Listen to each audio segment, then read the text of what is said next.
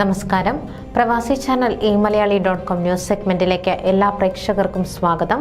നോക്കാം ഇന്നത്തെ പ്രധാന വാർത്തകൾ. Kerala association of Nashville Onam മഹോത്സവം 2025 പ്രൗഢഗംഭീരം. ഷാജി എണ്ണശ്ശേരിലിന്റെ അമേരിക്കൻ അച്ചായന്റെ സ്നേഹസ്പർശം, പ്രവാസിയുടെ ജീവിത പരിണാമങ്ങൾ ഇതിവൃത്തമാക്കിയ ഹ്രസ്വചിത്രം. KCS ഷിക്കാഗോയിലെ മുതിർന്ന പൗരന്മാരുടെ തീർത്ഥാടന യാത്ര ലിബർട്ടിവില്ലിലേക്ക്. ഹ്യൂസ്റ്റൺ സെന്റ് ബേസിൽസ് പള്ളിയിൽ പരിശുദ്ധ എൽദോ മോർ ബസേലിയോസ് ബാബയുടെ പെരുന്നാൾ. ഫൊക്കാന നടത്തിയ കുടിയേറ്റ നിയമങ്ങളിലെ മാറ്റങ്ങളെക്കുറിച്ചും അതിന്റെ യാഥാർത്ഥ്യങ്ങളും മിഥ്യാധാരണകളും എന്ന ചർച്ച വിജ്ഞാനപ്രദം. വാർത്തകൾ വിശദമായി. ടെന്നസിയിലെ ഏറ്റവും വലിയ മലയാളി സംഘടനയായ കേരള അസോസിയേഷൻ ഓഫ് നാഷ്വിൽ സംഘടിപ്പിച്ച ഓണം മഹോത്സവം 2025 സംഘാടന മികവ് കൊണ്ടും ജനപങ്കാളിത്തം കൊണ്ടും അവതരണ മികവ് കൊണ്ടും പ്രൗഢഗംഭീരമായി.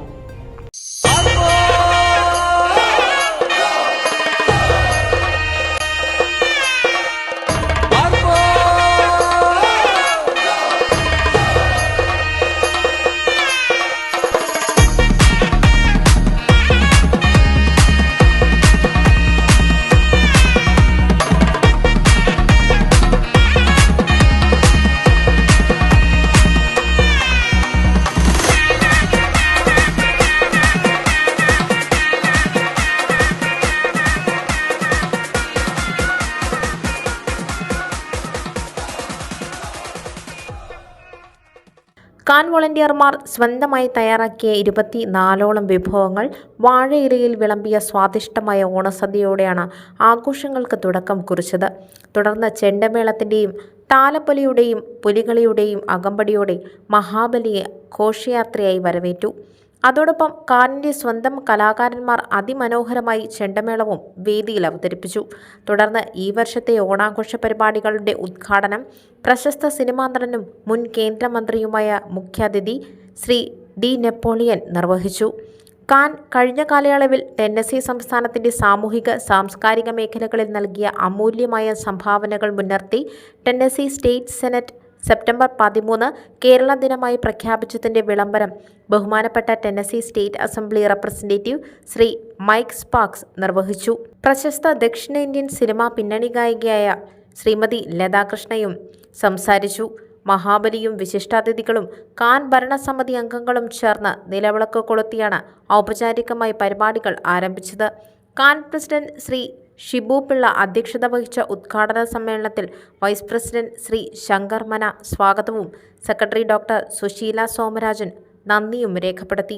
കാനിലെ അംഗങ്ങളുടെ സർഗവാസനയെ പ്രോത്സാഹിപ്പിക്കാനായി പ്രസിദ്ധീകരിക്കുന്ന കാഞ്ചനത്തിന്റെ യൂത്ത് എഡിഷൻ യുവം മാസികയുടെ ഔദ്യോഗിക പ്രകാശനവും തദവസരത്തിൽ ശ്രീ ഡി നെപ്പോളിയൻ നിർവഹിച്ചു. കാൻ അംഗങ്ങളുടെ മക്കൾക്കായി നൽകുന്ന അക്കാദമിക് സ്കോളർഷിപ്പുകളും വേദിയിൽ വെച്ച് വിതരണം ചെയ്തു.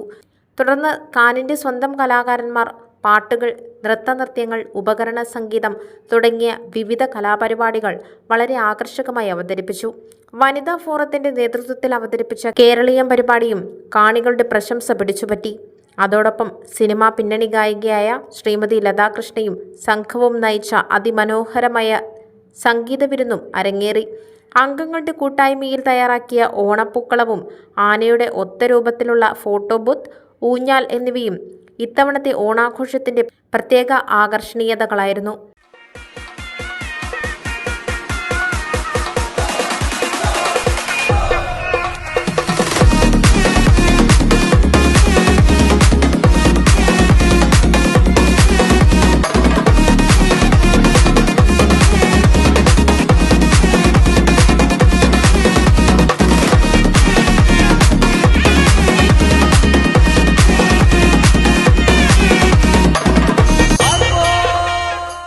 News desk eMalayali.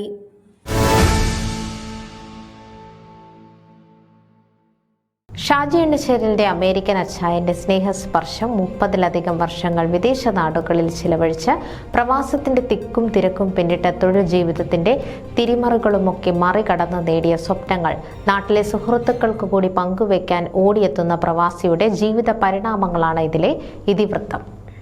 ജന്മനാട്ടിൽ എന്തെങ്കിലും നന്മ ചെയ്യണം. ജീവിതത്തിന്റെ അവസാന പ്രഹരങ്ങൾ കഴിഞ്ഞ് ജന്മനാടിന്റെ മണ്ണിലെത്തി മനുഷ്യത്വ സേവന പ്രവർത്തനങ്ങളിൽ മുഴുകി നാട്ടിലെ സുഹൃത്തുക്കളുടെ സ്വപ്നങ്ങൾ സാക്ഷാത്കരിക്കണം. അതിനൊക്കെ തൻ്റെ കൈകൾ നീട്ടണമെന്ന് ആഗ്രഹിച്ച ഹൃദയം നവീനമായ വൃദ്ധസദനങ്ങളും ആതുരാലയങ്ങളും ഒക്കെ ഉണ്ടാക്കി നിസ്വാർത്ഥമായി പ്രവർത്തിക്കുവാൻ ശ്രമിച്ചെങ്കിലും അവയൊന്നും താൻ സ്വപ്നം കണ്ട ഉയരങ്ങളിലേക്ക് എത്തിക്കാൻ സാധിക്കാതെ നിരാശയുടെ സമ്മർദ്ദങ്ങളും നെടുവീർപ്പുമായി തൻ്റെ വിയർപ്പ് സ്വരൂപിച്ചുണ്ടാക്കിയ പ്രസ്ഥാനങ്ങളെ ഉപേക്ഷിച്ച് വീണ്ടും പ്രവാസ ജീവിതത്തിലേക്ക് തിരിച്ചെത്തുന്ന മടങ്ങി വരുന്നൊരു ജീവിതം. ഷാജി എണ്ണശ്ശേരിയിൽ തിരക്കഥ എഴുതി സംവിധാനം ചെയ്യുന്ന അദ്ദേഹത്തിൻ്റെ 14ാമത്തെ ഹ്രസ്വചിത്രമാണ് അമേരിക്കൻ അച്ചായൻ്റെ സ്നേഹസ്പർശം. 5-6 വർഷക്കാലമുള്ള അദ്ദേഹത്തിൻ്റെ നീണ്ട പരിശ്രമത്തിൻ്റെ വിളവാണ് ഇത്തരത്തിൽ രൂപം കൊണ്ട 14ഓളം ഹ്രസ്വചിത്രങ്ങൾ. സംവിധാനം, അഭിനയം തുടങ്ങിയ രംഗങ്ങളിലും അദ്ദേഹം തൻ്റെ പ്രതിഭ തെളിയിച്ചിട്ടുണ്ട്. കേരളത്തിലും ഗൾഫിലുമായി ചിത്രീകരിച്ച സഹൃദയരുടെ മനം കവരുന്ന ഈ ഹ്രസ്വചിത്രം ഉടൻ തന്നെ നിങ്ങളുടെ യൂട്യൂബ് വേദിയിൽ പ്രദർശനത്തിനെത്തും. പ്രൊഡ്യൂസർ പി.ചി. മത്തായി, ക്യാമറ ഹരി തേജസ്. അഭിനേതാക്കൾ മധു അയ്യമ്പറമ്പിൽ, പി.ചി. മത്തായി, സുദീപ് ആലയിൽ, മിനി വാരിജം, മിനി അശോക്, ദേരിന ബെന്നി, ജയപ്രകാശ്, ഷാജി എണ്ണശ്ശേരിൽ, ഫാൻസി പ്രവീണ, ജയശ്രീ രതീഷ്, ഹരി തേജസ്, ഹൃദയ എന്നിവരാണ്. ന്യൂസ് ഡെസ്ക് ഈ മലയാളി.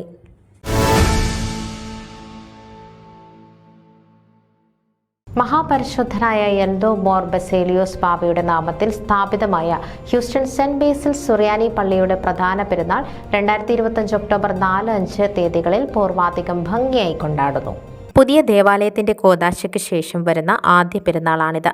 പരിശുദ്ധ അന്ത്യോഖ്യ സിംഹാസനത്തിൽ നിന്നും മലങ്കരയിലെ സത്യവിശ്വാസം സംരക്ഷിക്കുന്നതിനു വേണ്ടി AD 1685 വാർദ്ധക്യത്തിൻ്റെ ക്ഷീണം കണക്കാക്കാതെ തൻ്റെ മക്കളെ തേടി എഴുന്നള്ളി അനേക നാളത്തെ യാത്ര കൊണ്ട് അതിഭയങ്കരമായിരുന്ന ഹൈറേഞ്ചിലെ ഘോര വനങ്ങളിലൂടെ കാട്ടുമൃഗങ്ങളിൽ നിന്ന് അത്ഭുതകരമായി രക്ഷപ്പെട്ട് കാൽനടയായി വയോധികനായ പുണ്യപിതാവ് കോതമംഗലത്ത് എത്തിച്ചേർന്ന് 13ാം ദിവസം കന്നി 19 ഉച്ചതിരിഞ്ഞ് 3 മണിക്ക് ഈ ലോകത്തു നിന്ന് യാത്ര പറഞ്ഞ് കർത്തൃസന്നിധിയിലേക്ക് വാങ്ങിപ്പോയി.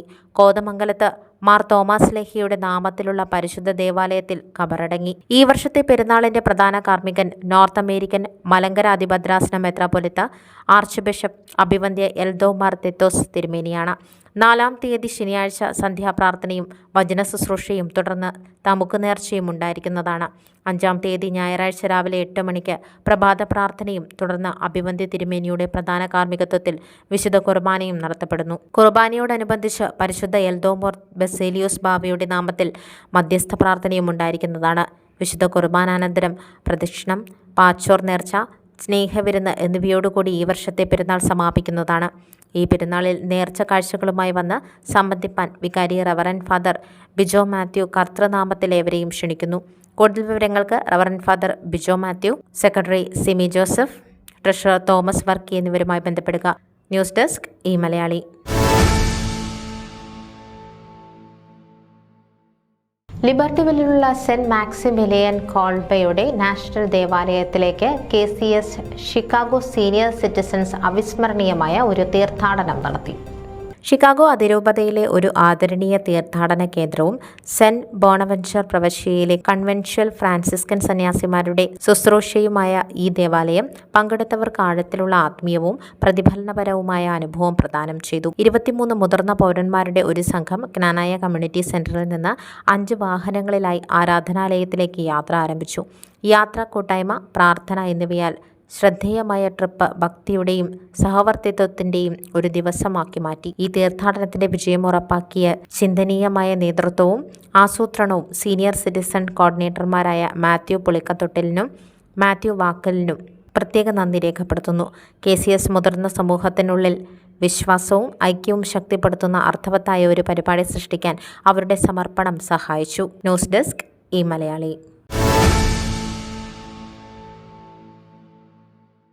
H1B വിസയെക്കുറിച്ചും കുടിയേറ്റ നിയമങ്ങളിലെ മാറ്റങ്ങളെക്കുറിച്ചും അതിൻ്റെ യാഥാർത്ഥ്യങ്ങളും വിദ്യാധാരണകളും ചർച്ച ചെയ്യുന്നതിന് ഫൊക്കാന സംഘടിപ്പിച്ച വെബിനാർ ഏറെ പ്രയോജനപ്രദമായി.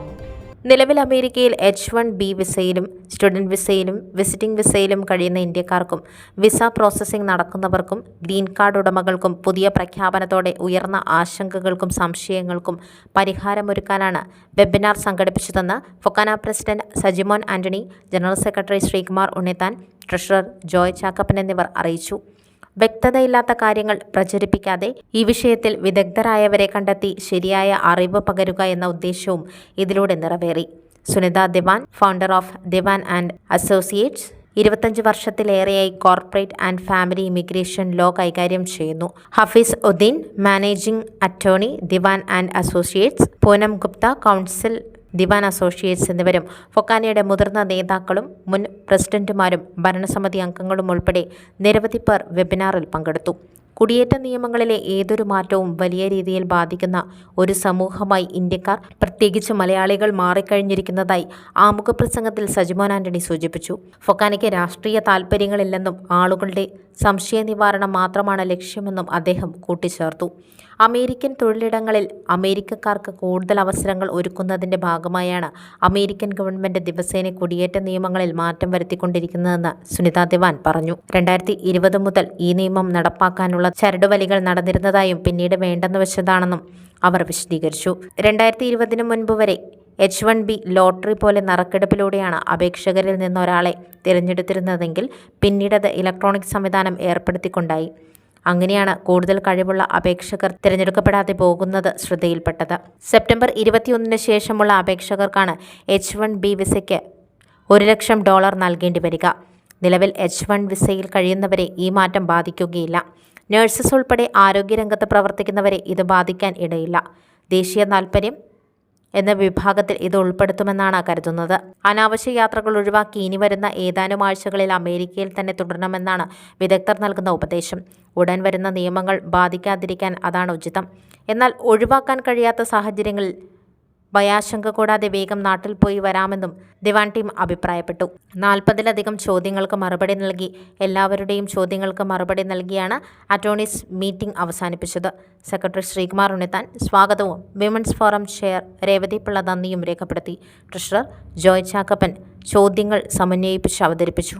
ന്യൂസ് ഡെസ്ക് ഈ മലയാളി. ഇതോടെ പ്രവാസി ചാനൽ eMalayali.com ന്യൂസ് സെഗ്മെന്റ് ഇവിടെ പൂർണ്ണമാകുന്നു.